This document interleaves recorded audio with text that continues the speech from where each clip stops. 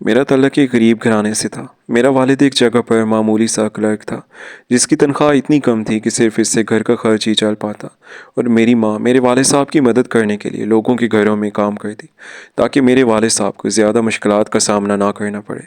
गुर्बत की वजह से मैंने बचपन से ही सीख लिया था कि कैसे अपनी ख्वाहिशात को अपने ही अंदर दफन किया जाता है और कैसे मुस्कराया जाता है। मेरे घर से कुछ ही फासले पर एक स्कूल था, जहाँ पर रोज़ाना पैदल ही चलकर मैं जाता। मुझे पढ़ने लिखने का बहुत ही ज़्यादा शौक़ था और मैं बड़ी बड़ी मुश्किलात के बावजूद भी अपने इस शौक़ से पीछे नहीं हटा था। अगरचे कभी कभी मेरे पास कापियाँ और पेंसिल लेने तक के पैसे ना होते, लेकिन फिर भी मैं किसी न किसी से मांग लेता था। चूँकि मैं पढ़ाई में बहुत ज़्यादा अच्छा था, इसलिए उस्ताद मुझे बहुत ज़्यादा पसंद करते थे और कभी कभार वो तरस खाते हुए मुझे सब कुछ मुफ्त में दे देते, ताकि मेरा तालीमी सिलसिला जारी रहे। मुझे बचपन से ही एसी बनने का बहुत ज़्यादा शौक़ था। जब मैं अपने इस शौक़ के बारे में अपने दोस्तों को बताता था, तो वो मेरा बहुत ज़्यादा मजाक उड़ाते और मुझसे कहते कि तुम्हारे पास जूते लेने के पैसे नहीं हैं और तुम्हारे ख्वाब एसी बनने के हैं।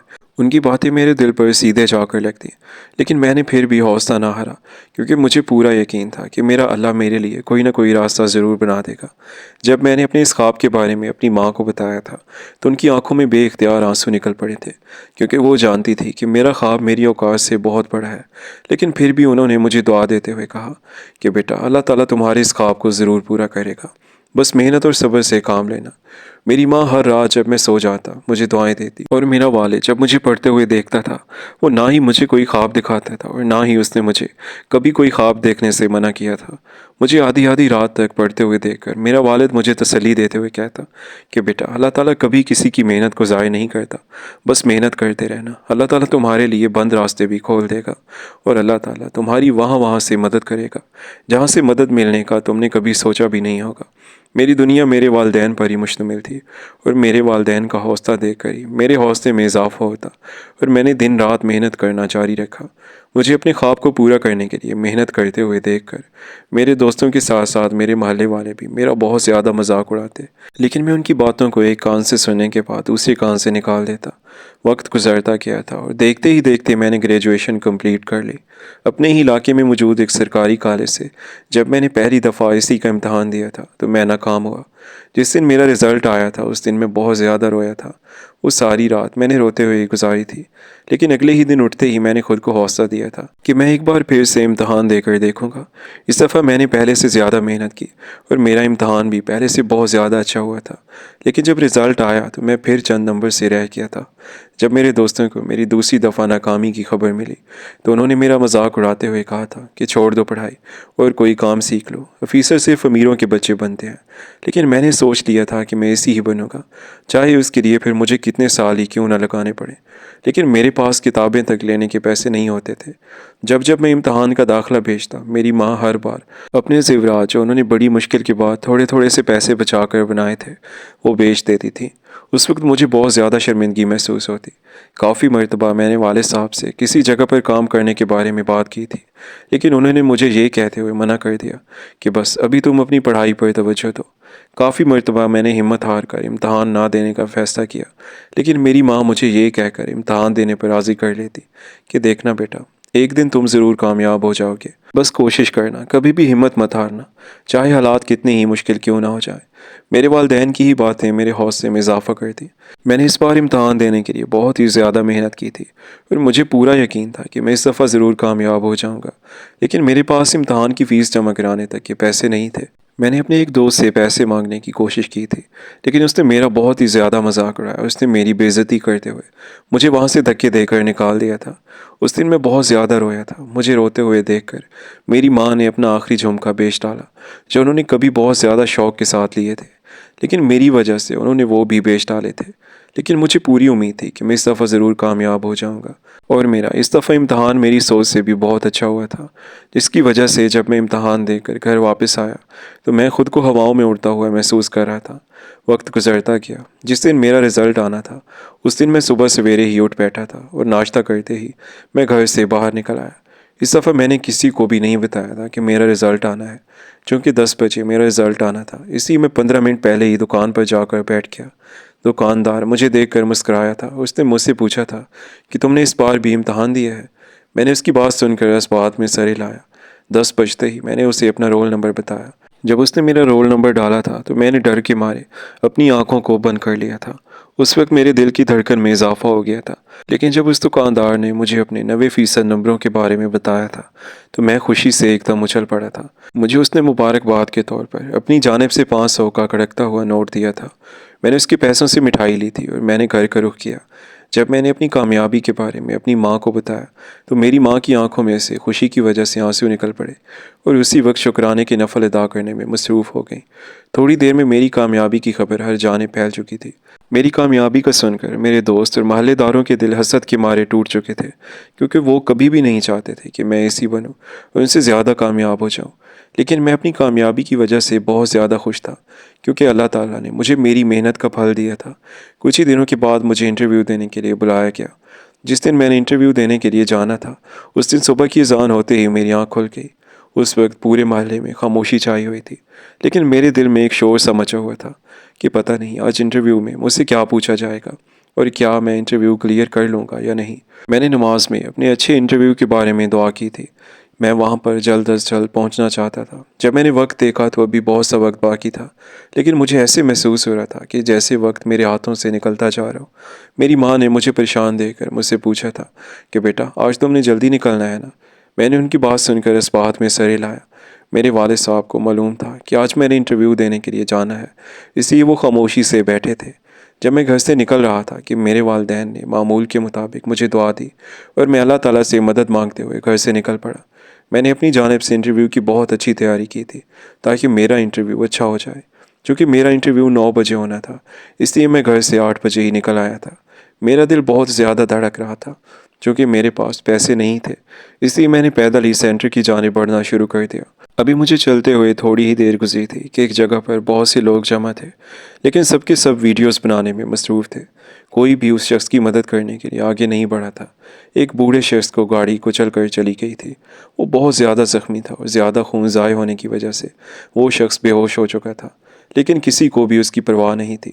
سب کے سب لوگ ویڈیوز بنانے میں مصروف تھے تاکہ انہیں اس بوڑھے شخص کی وجہ سے زیادہ ویوز مل سکیں۔ چونکہ مجھے دیر ہو رہی تھی، اس لیے میں نے وہاں سے نکلنے کا سوچا، لیکن یہ سوچ کر میں نے اپنے قدم روک لیے تھے کہ میں دیکھوں تو صحیح آخر کار اس آدمی کی حالت کیسی ہے۔ جب میری نظر اس آدمی پر پڑی تو اس کی بری حالت دیکھ کر میں پہل تو ڈر گیا تھا، لیکن پھر میں نے وہاں پر موجود ایک نوجوان شخص سے کہا کہ ایمبولینس کو فون کرو، کیونکہ میرے فون میں بیلنس نہیں تھا۔ لیکن وہ نوجوان میری بات کو سننے کے باوجود انسنی کرتے ہوئے ویڈیوز بنانے میں مصروف رہا تھا۔ اس نوجوان کو ویڈیوز بنانے میں مشغول دیکھ کر میرا دل کر رہا تھا کہ میں شرم کے مارے ڈوب مروں، کیونکہ اس شخص میں انسانیت ہی ختم ہو چکی تھی۔ اس شخص کو مصروف دیکھ کر میں نے دوسرے آدمی سے کہا، لیکن اس نے بھی میری جانب توجہ نہ دی تھی، کیونکہ وہ بھی ویڈیو بنانے میں ہی مصروف تھا۔ میں نے ایک نظر گھڑی پر ڈالی تھی، 8:30 بج چکے تھے۔ میں نے ابھی آدھا سفر طے کرنا تھا۔ میرے پاس سینٹر جانے کے لیے وقت بہت زیادہ کم رہ گیا تھا۔ بوڑھا شخص اپنی آخری سانسیں لے رہا تھا۔ میں اس کی مدد کرنا چاہتا تھا، لیکن میرے پاس وقت بہت زیادہ کم بچا تھا۔ پریشانی کی وجہ سے میرے دل کی دھڑکن میں اضافہ ہو گیا۔ میرے اندر اس وقت 2 آوازیں تھیں، ایک چلے جاؤ اور اپنا انٹرویو دو، بوڑھے شخص سے تمہارا کوئی بھی تعلق نہیں ہے، اور دوسری، اگر کبھی تمہارے ساتھ ایسا کچھ ہو گیا تو کیا تمہیں بھی کوئی ہاسپٹل نہیں لے جائے گا؟ کیا تمہیں اتنی بھی انسانیت نہیں ہے کہ تم اس بوڑھے شخص کی مدد کر سکو؟ انٹرویو کا موقع تو زندگی میں پھر بھی مل سکتا ہے۔ میں اس بوڑھے آدمی کو اس کے حال پر چھوڑ کر ابھی تھوڑا سا ہی چلا تھا کہ میرے ضمیر نے مجھے مزید چلنے سے روک دیا۔ میں نے اسی وقت ہی فیصلہ کیا تھا کہ میں اس بوڑھے شخص کی مدد ہر حالت میں کروں گا، چاہے پھر کچھ بھی ہو جائے، چاہے میرا انٹرویو ہی کیوں نہ رہ جائے۔ میرے انٹرویو سے اس آدمی کی زندگی زیادہ اہم تھی۔ مجھے اس بوڑھے کی جانب آتے دیکھ کر وہاں پر موجود لوگ حیران تھے، لیکن مجھے کسی کی بھی کوئی بھی پرواہ نہیں تھی۔ میں نے اس بوڑھے شخص کے قریب بیٹھ کر جب اس کی سانسوں کو چیک کیا تو اس کی سانسیں بہت زیادہ مدھم تھیں اور اس کا جسم وقت گزرنے کے ساتھ ساتھ ٹھنڈا پڑتا جا رہا تھا۔ چونکہ وہ بوڑھا شخص سڑک کے بیچوں بیچ پڑا تھا، میں نے ہمت کرتے ہوئے اس بوڑھے شخص کو سڑک کے کنارے پر اٹھا کر رکھا تاکہ جب تک ایمبولینس نہ آئے کوئی بھی اس بوڑھے شخص کی وجہ سے پریشان نہ ہو۔ میں نے اس بوڑھے کے نزدیک بیٹھ کر زور زور سے آواز لگانی شروع کر دی کہ کوئی تو رکشہ روک لو، کوئی تو گاڑی روکو، اس کی حالت بہت زیادہ خراب ہے، اس پر ترس کھاؤ۔ ابھی مجھے آواز لگاتے ہوئے تھوڑی ہی دیر گزری تھی کہ وہاں پر ایک رکشہ رکا۔ رکشے کا ڈرائیور شکل سے ہی ایک شریف آدمی لگ رہا تھا۔ میں نے اس رکشے والے آدمی کی مدد سے اس بوڑھے شخص کو رکشے پر سوار کیا اور رکشہ چل پڑا تھا۔ اس بوڑھے شخص کے خون سے میرے سارے کپڑے خراب ہو چکے تھے، لیکن اس وقت مجھے میری کسی بھی چیز کی کوئی بھی پرواہ نہیں تھی۔ مجھے صرف اور صرف اس شخص کی فکر تھی جو میرے لیے انجان شخص تھا، لیکن اس کے لیے میں نے اپنی زندگی کو سنوارنے کے اتنے بڑے موقع کو بھی چھوڑ دیا تھا۔ تھوڑی ہی دیر بعد رکشہ نزدیک ہی موجود ایک سرکاری ہاسپٹل کے سامنے رکا۔ میں نے جلدی سے وہاں پر موجود کچھ لوگوں کی مدد سے اس بوڑھے شخص کو وینٹیلیٹر پر سوار کیا، اس کو ایمرجنسی میں داخل کروایا تھا۔ جب اس بوڑھے شخص کو اندر لے جایا گیا، میں نے پریشانی سے گھڑی پر نظر ڈالی۔ گھڑی اس وقت 9 کا ہندسہ عبور کر چکی تھی۔ انٹرویو کا وقت قریب دیکھ کر میرے قدم لڑکھڑانے لگے تھے اور مجھے ڈر لگنے لگا تھا کہ اگر ان لوگوں نے دیر سے آنے کی وجہ سے مجھ سے انٹرویو نہ لیا تو، لیکن یہ سوچ کر میں نے خود کو تسلی دی کہ جو بھی ہوگا دیکھا جائے گا، بس اس بوڑھے شخص کو کچھ بھی نہیں ہونا چاہیے، میری وجہ سے کسی کی جان بچ جائے، میرے لیے یہی بہت تھا۔ میں نے یہ سوچ کر وہیں کھڑا رہنا ہی مناسب سمجھا تھا کہ کہیں اس بوڑھے شخص کے لیے کسی چیز کی ضرورت پڑ گئی تو۔ اس سوچ نے ہی میرے قدم وہیں پر روک لیے تھے اور میں اپنا سر پکڑ کر وہیں پر ہی بیٹھ گیا، کیونکہ میری زندگی کی کامیابی کا اتنا بڑا موقع میرے ہاتھ سے نکل گیا تھا۔ ابھی مجھے وہاں پر بیٹھے تھوڑی ہی دیر ہوئی تھی کہ ڈاکٹر صاحب نے کہا کہ اس بوڑھے شخص کی جان کو بچانے کے لیے ابھی کے ابھی خون چاہیے ہوگا۔ چونکہ اس بوڑھے شخص کا بلڈ گروپ مجھ سے ملتا تھا، اس وجہ سے میں اس بوڑھے آدمی کو خون دینے کے لیے تیار ہو گیا۔ جب میں اس بوڑھے شخص کو خون دے کر اٹھا تھا، اس وقت میرا سر بہت زیادہ چکرا رہا تھا، لیکن میں نے اپنی حالت کی پرواہ نہیں کی اور میں نے سینٹر کی جانب پیدل بڑھنا شروع کر دیا۔ راستے میں چکر آنے کی وجہ سے میں کافی مرتبہ گرنے سے بچا تھا۔ مجھے نہیں معلوم تھا کہ میں سینٹر میں کیسے پہنچا، لیکن میں پہنچ گیا تھا۔ یہی میرے لیے بہت بڑی بات تھی۔ جب میں اس سینٹر کے سامنے پہنچا تو اس وقت 11 بج چکے تھے۔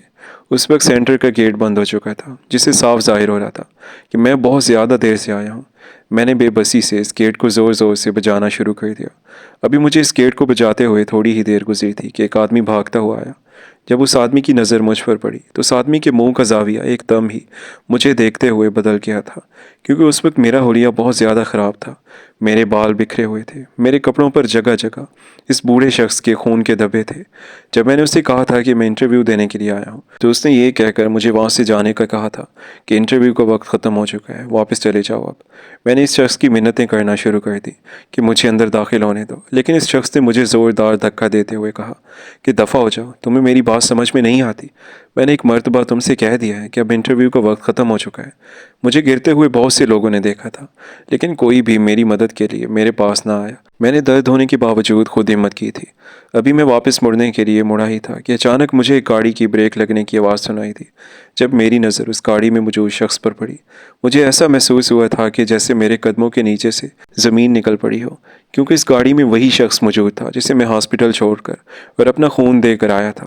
پہلے پہل تو میرے لیے یقین کرنا مشکل ہو گیا کہ وہ شخص وہی ہے، لیکن اس آدمی کو اپنی جانب مسکراتے ہوئے دیکھ کر مجھے یقین ہو گیا کہ وہ وہی شخص ہے۔ مجھے پریشان کن دیکھ کے وہ شخص صحیح سلامت گاڑی سے نکلا تھا۔ اس وقت اس کی حالت بالکل ٹھیک تھی۔ اسے دیکھ کر مجھے کہیں سے بھی نہیں لگا کہ اس شخص کا بھی تھوڑی دیر پہلے ایکسیڈنٹ ہوا ہے۔ گاڑی سے نکلتے شخص کو دیکھ کر لوگ جو پہلے خاموش تماشائی بنے ہوئے تھے، وہ سب ایک دم سیدھے ہو گئے اور اس شخص کو مسکراتے ہوئے میری جانب بڑھتے دیکھ کر ان کی حیرت کی انتہا نہ رہی۔ گیٹ پر موجود شخص بھی اس آدمی کو دیکھ کر احتراماً سیدھا کھڑا ہو گیا۔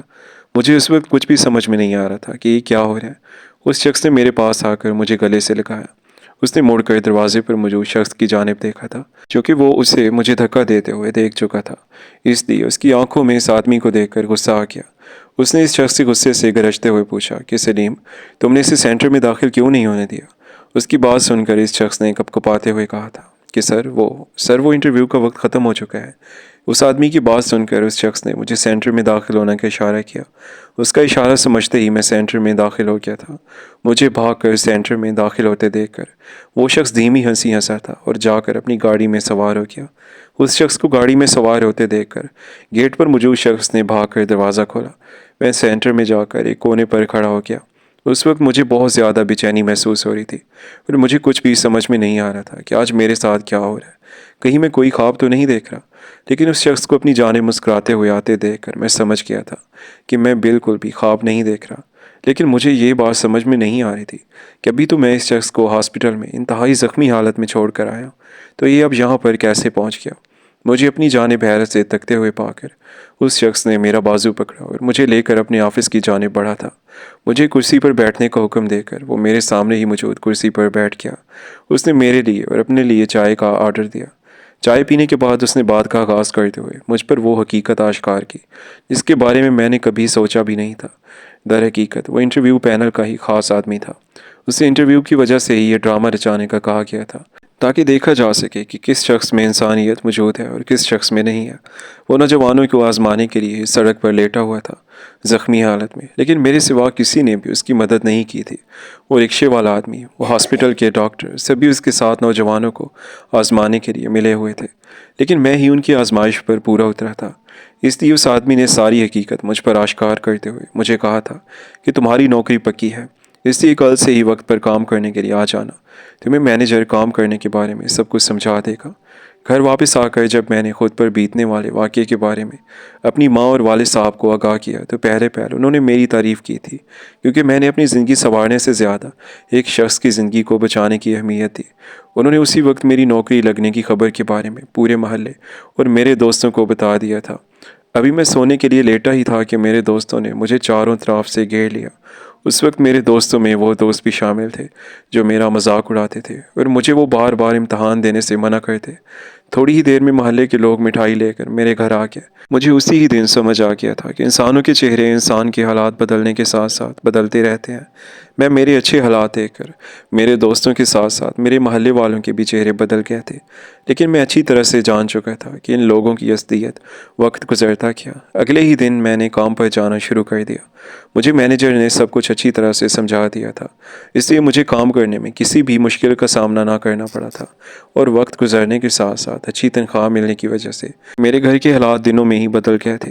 وہ لوگ جو پہلے میرا مذاق اڑاتے تھے وہ اب مجھے جھک جھک کر سلام کرتے ہیں، اور میں اچھی طرح سے جانتا تھا کہ یہ سب کچھ صرف اور صرف میرے پاس آنے والے پیسے کی وجہ سے ہے۔